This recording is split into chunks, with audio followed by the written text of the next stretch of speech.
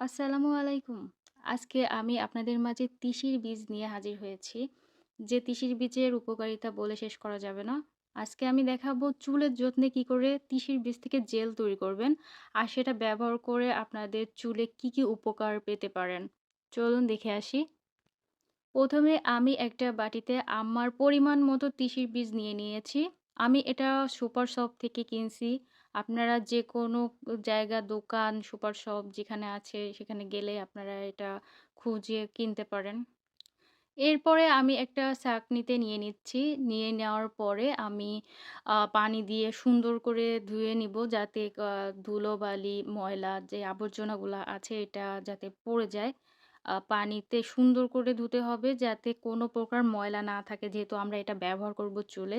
চুলে যাতে কোনো প্রকার ময়লা না যায়। এরপরে আমি একটা ফ্রাই প্যান নিয়ে নিলাম, চুলায় বসিয়ে দিলাম। চুলাটা অন করে দিলাম। এরপর আমার পানিটা যখন গরম হয়ে আসবে, তখন আমি তিসির বীজগুলা পানিতে দিয়ে দিব। দেওয়ার পরে আমি নাড়তে থাকবো যাতে আমার ফ্রাই প্যানের তালুর নিচে লেগে না যায়। কারণ এটা একটা পিচ্ছিল ভাব থাকে। এটা সহজেই মানে পাতিলে ধরে যায়। তো এটা উঠাইতে আবার অনেক ঝামেলা আছে। এজন্য আমি নাড়তে থাকবো। এরপরে আমি নাড়ার পরে আমি ঢাকনা দিয়ে ঢেকে দিচ্ছি। ঢাকনা দিয়ে ঢেকে দেওয়ার পরে কিছুক্ষণ পরে আবার আমি ঢাকনা সরিয়ে আবার আমি এটাকে নাড়বো। কারণ এটা নাড়তেই থাকতে হবে যাতে এটা নিচে পুড়ে না যায়। আমি ঢাকনা দেওয়ার মানে হলো যাতে আমার তিসির বীজটা সুন্দর করে ফুটে ওঠে, তাড়াতাড়ি সেদ্ধ হয়ে যায়। আপনারা দেখতেই পাচ্ছেন আমার ফেনা তৈরি হয়ে গেছে। আমি এখন আবার ঢাকনা উঠায় দেখছি। একটু লো আঁচে দিলাম। লো আঁচে দেওয়ার পরে আমি এটা দেখতে পাচ্ছি আমার তিসির বীজটা ফুটতেছে। তো আবার আমি একটু নেড়ে-চেড়ে সুন্দর করে মিশায় দিচ্ছি পানির সাথে যাতে প্রতিটা দানা পানির সাথে মিশে যায়। এরপর আমি চলে যাব আবার কিছুক্ষণ অপেক্ষা করব ঢাকনা দিয়ে। তারপরে হচ্ছে আবার আমি এটাকে নাড়াচাড়া করব। এটা অনবরত নাড়াচাড়া করতে হবে যাতে পাতিলে লেগে না যায়। তো আপনারাও চেষ্টা করবেন সবসময় পাতিলে যাতে না লাগে এজন্য একটু কষ্ট করে হলেও একটু নাড়তে থাকবেন। সো প্রসেসিংটা অনেক সোজা। আপনারা একবার ব্যবহার করে দেখুন। আপনাদের চুল যদি রুক্ষ হয়ে যায়, ড্যামেজ হয়ে যায়, চুল পড়ে তাহলে প্রাকৃতিক উপায়ে আপনারা এইটা বানিয়ে চুলে সপ্তাহে ২ থেকে ৩ দিন ব্যবহার করে দেখেন। আপনাদের ফলাফল আপনারা নিজেরাই পাবেন। দেখুন আমার তিসির বীজের উপর থেকে ফেনা ভাব আসছে। আর হচ্ছে কালারটাও চেঞ্জ হয়ে গেছে। আর দেখতেই মনে হচ্ছে একটা ঘন ভাব আসছে। আমি ৩ কাপ পরিমাণ পানি দিয়ে দিছিলাম তিসির বীজের সাথে। আপনাদের পরিমাণ মতো আপনাদের চুল অনুযায়ী আপনারা তিসির বীজ নেবেন। এটার কোনো পরিমাপ নাই। আপনাদের আন্দাজ মতোই আপনারা নিয়ে নেবেন। সো এরপরে হলো আপনারা এটা নাড়তে থাকবেন। যাতে তালুতে না লেগে যায়। যদি পাতিলের তালুতে লেগে যায় তাহলে কিন্তু এটা উঠাইতে অনেক ঝামেলা পড়ে আমাকে গালি দিবেন। দয়া করে আমাকে গালি দিবেন না। আর হচ্ছে এভাবে আমি অনবরতই নাড়তে আছি। আপনারাও নাড়বেন।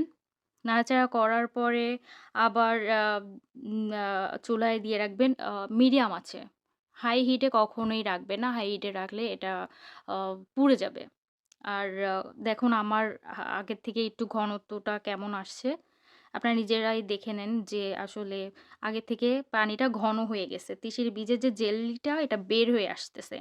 সো এরপরে আমি আবার দেখাচ্ছি যে এই দেখুন আমার জেলিটা অলরেডি আ আরো ঘন হয়ে আসছে। তো আমার যখন প্রয়োজন মতো হবে আমি এটাকে নামিয়ে নিবো যখন দেখব যে পারফেক্ট জেল বের হচ্ছে। একদম থানকা একটা জেল বের হবে। মানে যেটা হচ্ছে আমরা বাজার থেকে কিনে আনি একটা জেল প্রোডাক্ট এর থেকেও বাড়ি বসে যে এত সুন্দর করে জেল বানানো যায়, সেটা আপনাদের আমি আজকে দেখাচ্ছি। দেখুন আমার কত সুন্দর একটা কালার আসছে, ফেনা বের হচ্ছে। মানে তিসির বীজের সব জেলগুলো বের হয়ে আসছে। এরপর হচ্ছে আমার এই অবস্থাতেই আমি আরকি নামিয়ে নিবো। কারণ কি না হলে বেশি ঘন হয়ে যাবে। বেশি ঘন হলে আবার আমি জেলটা বের করতে পারব না। গরম অবস্থায় আমি এটাকে নামিয়ে নিবো। না হলে পরবর্তীতে ঠান্ডা হয়ে গেলে এটা আর নামানোর কোনো অপশন নাই। মানে বীজটা আলাদা হবে না। এজন্য গরম অবস্থাতেই জালি দিয়ে আপনারা ছেঁকে নামিয়ে নিবেন। দেখুন আমি এখনই চুলাটা অফ করে দিব। অফ করে দিয়ে তারপরে আপনাদের দেখাবো যে আমার জেলিটা কেমন আসছে। আপনারা অবশ্যই ট্রাই করবেন। এটা চুলের যত্নে অনেক উপকার। এখন আমি চুলাটা অফ করে আমি নামিয়ে নিচ্ছি। দেখুন আমার অলরেডি তৈরি হয়ে গেছে তিসির জেলিটা। এখন আমি গরম অবস্থাতেই ছাঁকনিতে ছেঁকে নামিয়ে নিলাম। দেখুন কত সুন্দর আসছে। একটা ঘনত্ব তৈরি হইছে একটা মানে থাঙ্কা এই যে দেখুন আমি বাটিতে যখন ছেঁকে নিছি এই অবস্থায় আছে। দেখুন কত সুন্দর একটা জেলি তৈরি হয়ে গেছে। এটা ত্বক বা মাথার জন্য অনেক উপকার। যেটা প্রাকৃতিক উপায়ে আপনার কোনো কেমিক্যাল ছাড়া আপনি ন্যাচারাল একটা লুক পাবেন। আমার মতে একবার তৈরি করুন, আপনারা এটা বারবার ইউজ করতে পারবেন। শুধু একদিনে আপনার কষ্ট হবে। আর এরপর আপনি বারবারই এটা ইউজ করবেন। আর আপনি অবশ্যই উপকার পেলে অবশ্যই আমাকে একটা ধন্যবাদ দিবেন। তবে একদিন ব্যবহার করলে যে আপনি উপকার পাবেন এমনটা না। এটা রেগুলার ইউজ করতে হবে। এটা আপনি রেগুলার ইউজ না করলে কোনো যত্নই যদি না নেন, একদিন আপনি যত্ন নিলেন তাহলে হবে না। এটা আপনাকে বারবারই ইউজ করতে হবে। এই পর্যায়ে হচ্ছে হলো আমার জেলিটা তৈরি হয়ে গেছে। এখন আমি বাটিতে নেওয়ার পরে কেমন কালার আসছে। অবশ্যই আপনাকে ঠান্ডা করে নিতে হবে। ঠান্ডা করে নেওয়ার পরে আপনার এই জেলিটা মাথায় ভালো করে মাখিয়ে ১ ঘন্টার মতো রাখতে হবে। ১ ঘন্টা বা আপনার শুকায় গেলেই হবে। তবে ১ ঘন্টা রাখলেই ভালো হয়।